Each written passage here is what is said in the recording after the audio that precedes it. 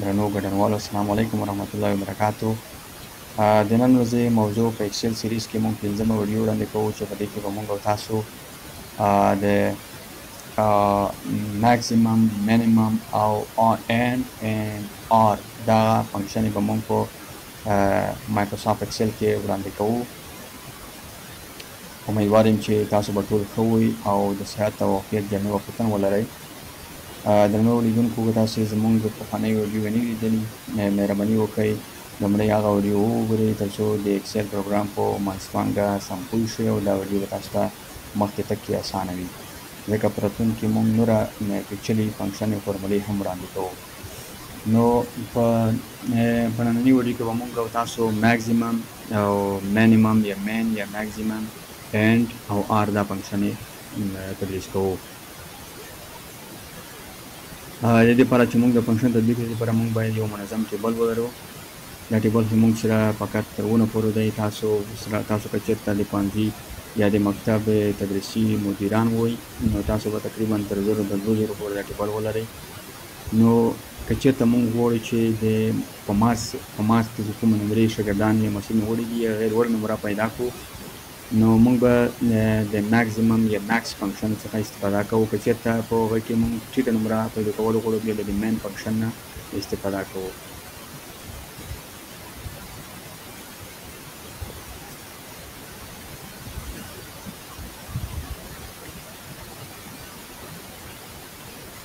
درنو لیدونکو امید لرم چې دا ویډیو به تاسو ته خوښ وړ وګرځي او دا ویډیو مخکې هم در سره شیر کړئ تر څو نوره ګډونوال هم پرې راشي او زموږ د یوټیوب چینل ډیجیټل دنیا چې دی هغه مخته تګ وکړي او دا چینل نوی جوړ شوی دی. نو زه ستاسو ته ریکمنډ کوم چې پخوانۍ د سریز د ایکسل ویډیو هم وګورئ او دا ویډیو د نورو ملګرو سره هم شیر کړئ.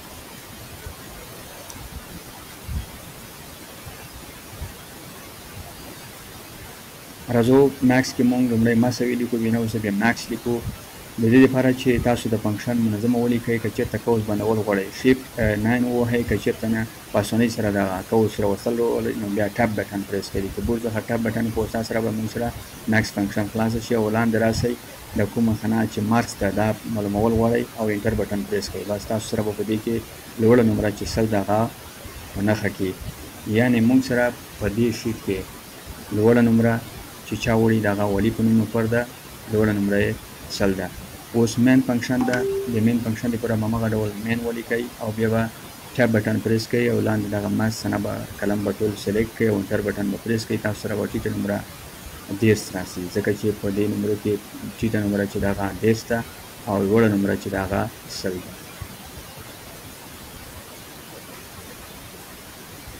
په همدې ډول تاسو کولی شئ دا په اسانۍ سره پیدا کړئ.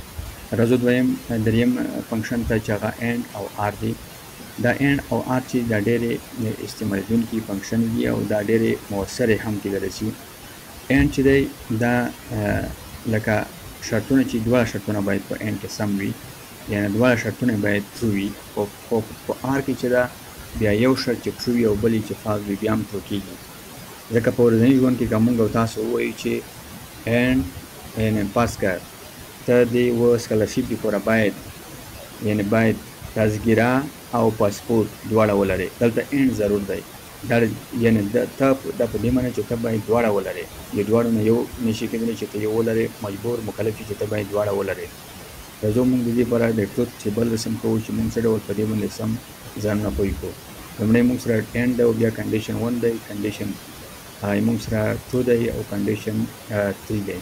دلته موږ ریزلټ څه ډول معلوموو په اینډ کې. که چېرته په اینډ کې کنډیشن 1 ټرو وي کنډیشن 2 ټرو وي کنډیشن 3 ټرو وي د دغه به ریزلټ هم چې وي موږ سره ټرو وي ځکه درې سره کنډیشن دغه صحیح دي او منظم دي. که چېرته په اینډ کې موږ سره یو کنډیشن موږ سره فالس وي دویم کنډیشن یې موږ سره فالس وي دریم کنډیشن فرض کړئ موږ سره ټرو وي دریم کنډیشن هم موږ سره هم چې وي ټرو وي دغه به ریزلټ هم چې وي فالس وي، ځکه په اینډ کې ټول کنډیشن باید چې وي ټرو وي. که چېرته دغه نه یو کم هغه شو کم شو یا فالس شو کنډیشن به هم چې وي فالس وي.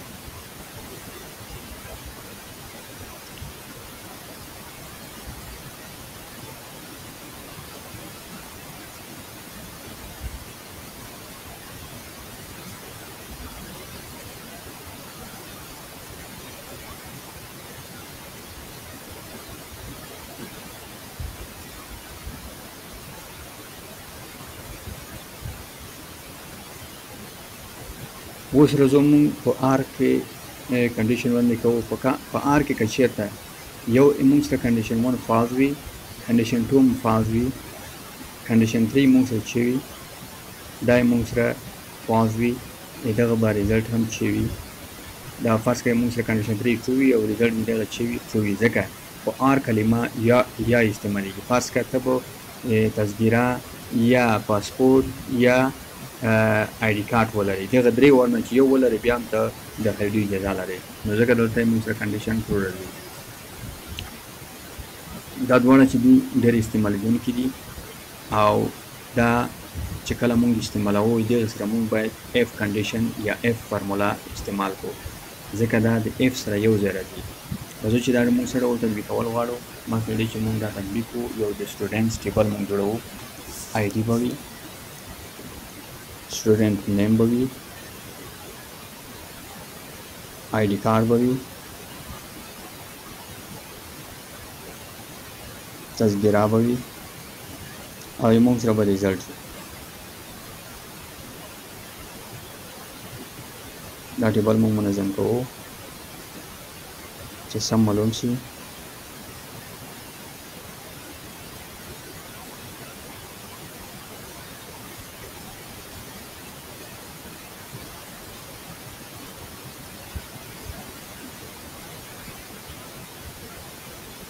مسلسل شمیرې مونږ داخلوو.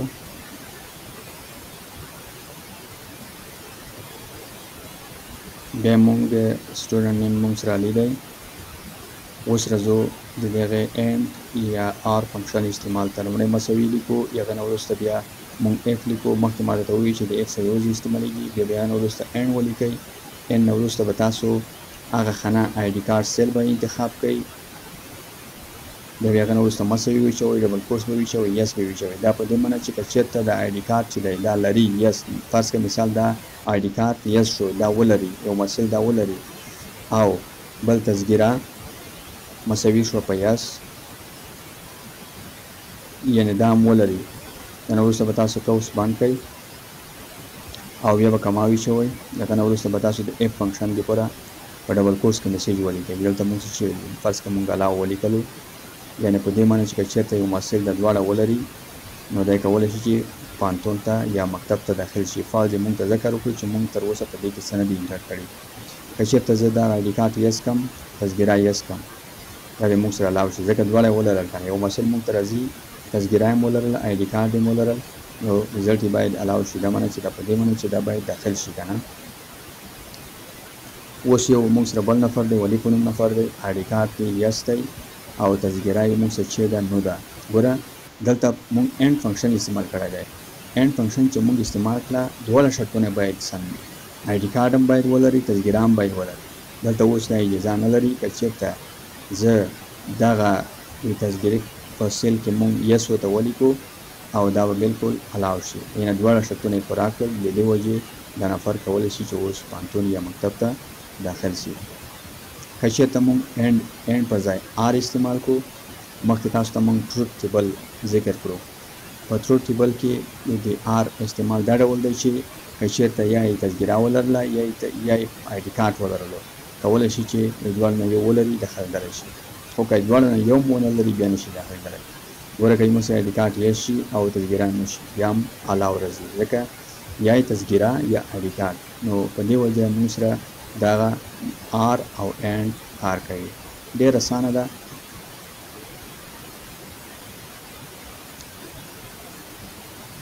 یعنې په پاس که موږ سره په آی ډي کارت یې په یس کې و، تذکره یې په یس کې و، الاو شو، خو په آر کې بیا آی ډي کارت یې لرلو او تذکره یې نه لرله، دا یې موږ سره بیا هم الاو دی ځکه یا کلمه استعمال شوې ده.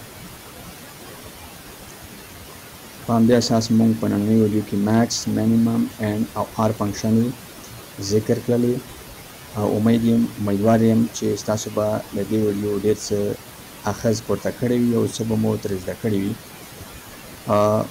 په دې هیله چې دا ویډیو مخکې در سره شیر کړئ او زموږ یوټیوب چینل هم در سره شیر کړئ او له ملګرو سره دا لینک شیر کړئ تر څو دغه هم له دې سیریز څخه ګټه واخلي. تر بلې خپرونې چې بیا هم زه داخلي رزم ښاد، آباد او بریالي اوسئ.